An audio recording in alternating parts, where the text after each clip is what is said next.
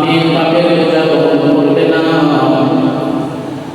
বাবাও ছেলের বাপের বোঝা বহন করবে না।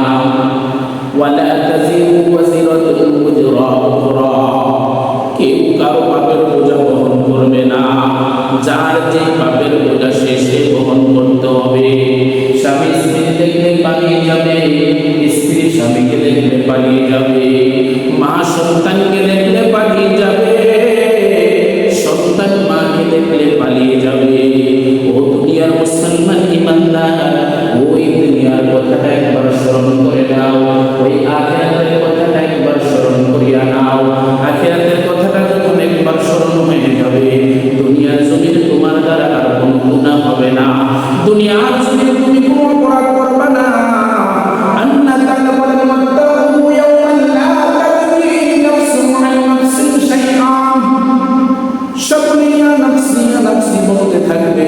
ও দুনিয়ার মুসলমান ইমানদার, এজন্য আমার আল্লাহ তাআলাকে ভয় করে নাও, আমার আল্লাহ তাআলাকে ভয় করে নাও। যখন তুমি দেখবা তোমার বাপের কাজ হচ্ছে, সাথে সাথে তুমি তওবা করিয়া নাও, সাথে সাথে আমার মালিকের কাছে তওবা করিয়া নাও। ও আল্লাহ, দুনিয়ার জমিনে থাকা অবস্থায় দুনিয়ার মায়া করে গুনাহ করে ফেলেছি, ছেলে সন্তানের মায়া করে গুনাহ করে ফেলেছি, স্ত্রী পুত্র ছেলে সন্তানের মায়া করে দুনিয়ার জমিনে অত্যাচার করেছি, সম্পদের মায়া করে গুনাহ করলাম, স্ত্রীর মায়া করে গুনাহ করলাম, দুনিয়ার লোভ লালসার মধ্যে পড়িয়া গুনাহ করলাম। ও আল্লাহ, তুমি আমাকে ক্ষমা করে দাও। আল্লাহ তাআলার কাছে যদি তুমি ক্ষমা চাইয়া দুনিয়ার জমিন থেকে যাইতে পারো, তোমার এই দুনিয়ার জমিনটাও সফলতা হয়ে যাবে, আখিরাতের জীবনটাও তোমার সফলতা হয়ে যাবে। ও দুনিয়ার মুসলমান বান্ধবদেরকে বলছি, গো মা, আপনি নিজেই পর্দায় থাকুন, আপনার স্বামীকে আপনি পর্দায় রাখার জন্য চেষ্টা করুন। বেপর্দা হইয়া দুনিয়ার জমিন থেকে যাইয়েন না, বেপর্দা হইয়া দুনিয়ার জমিনে চলবেন না, বেপর্দা হইয়া দুনিয়ার জমিনে আপনি থাকবেন না।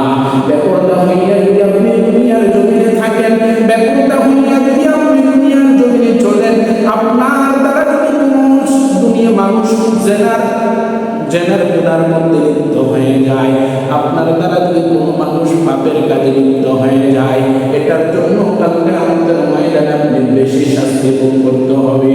এই জন্য আমার মালিককে ভয় করুন, আপনি নিজে পর্দা করুন, আপনার মেয়েকে আপনি পর্দায় রাখার জন্য চেষ্টা করুন, আপনার ছেলেকে আপনি পর্দায় রাখার জন্য চেষ্টা করুন। দুনিয়ার জমিনে থাকা অবস্থায় কোনো গুনাহের কাজ করবেন না। পয়গম্বর নবী মুহাম্মদ রাসূলুল্লাহ সাল্লাল্লাহু আলাইহি ওয়াসাল্লাম বলেন, তিন ব্যক্তির জন্য আল্লাহ তাআলার জান্নাত হারাম। তিন ব্যক্তির জন্য আল্লাহ তাআলার জান্নাত